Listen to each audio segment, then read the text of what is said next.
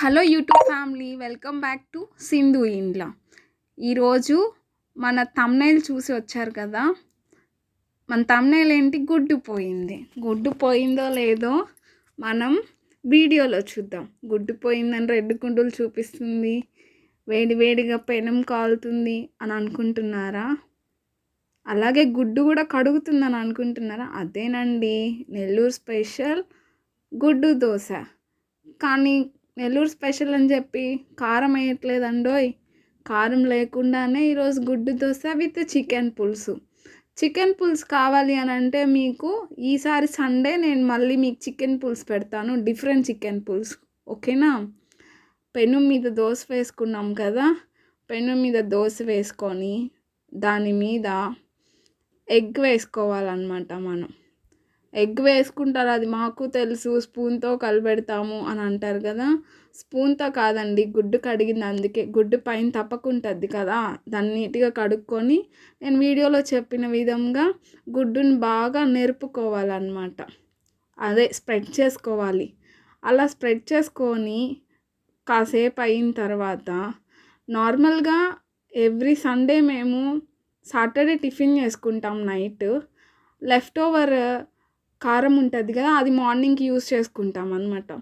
నిన్న మాత్రం మేము చపాతీ చేసుకున్నాం, సో మాకు కారం లేదు, అందుకని కొంచెం సాల్ట్, కొంచెం కారం వేసుకున్నాం. అదే కారపొడి అంటారు కదా, అది వేసుకున్నాం అన్నమాట. వేసుకొని దాన్ని బాగా కాలిన తర్వాత ఫ్లిప్ చేసుకుంటాం. వెనక బాగా రోస్ట్ అయిపోయింది బాగా మనం అదుముకున్నాం అనుకోండి, బ్యాక్ సైడ్ కూడా బాగా కాలుతుంది అన్నమాట. ఇది నేను ప్రిపేర్ చేసుకుంటున్నాను. మా వారికి మా అత్తమ్మ వేసివ్వాలి అని అడిగారు, సో మా అత్తమ్మ వేసిస్తారు. అంటే బాగా ఉంటుంది, అంటే కారం లేదు కదా, నీచు స్మెల్ అలా వస్తుందేమో అనుకుంటారేమో, అలా ఏమి ఉండదు, సూపర్గా ఉంటుంది. ఓకేనా? ఇలాంటి వీడియోస్ మీకు ఇంకా నేను చూపిస్తాను. మీరు చూసి వెళ్ళిపోతున్నారు, కానీ సబ్స్క్రైబ్ చేస్తే, నేను కొత్తగా యూట్యూబ్ ఛానల్ పెట్టాను కదా, మీరు సబ్స్క్రైబ్ చేసి నన్ను ఫాలో చేసి ఇంకా సపోర్ట్ చేయాలి అనండి. ఓకేనా? సపోర్ట్ చేస్తే నాకు ఇంకా కొత్తగా వచ్చే వాళ్ళకి మీ సపోర్ట్ చాలా అవసరం అండి. నేను ఇంకా వీడియోస్లో ప్రెగ్నెన్సీ లేడీస్కి టిప్స్ ఇస్తాను, హౌస్ హోల్డ్ వర్క్స్ చూపిస్తాను. ఇంకా కొత్తగా మేము నెల్లూరులో చేసుకునే చేపల పులుసు కానీ అలాంటి వీడియోస్, వంట వీడియోస్, మగ్గం వీడియోస్ అన్నీ పెడతానండి. ఓకేనా? వేసిస్తుంది అని చెప్పాను కదా, సో మా అత్తమ్మ వేస్తూ ఉన్నారు చూడండి. సేమ్ మా అత్తమ్మ దగ్గరే నేను కూడా నేర్చుకున్నాను. మా అత్తమ్మ కూడా ఎగ్ కడుక్కొని వచ్చారు. ఫస్ట్ ఎగ్ కడుక్కొని వచ్చి దాన్ని నేను స్ప్రెడ్ చేసినట్టే బాగా స్ప్రెడ్ చేస్తున్నారు.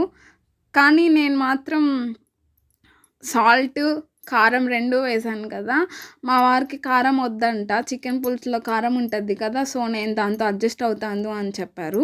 సో ఓన్లీ సాల్ట్ వేసుకున్నారు.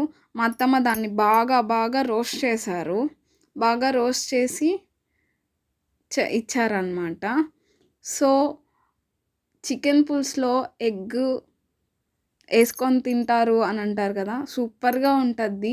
ఒకసారి మీరు కూడా ట్రై చేయండి, చాలా ఎమ్మీగా ఉంటుంది. Thank you for watching and subscribe my channel.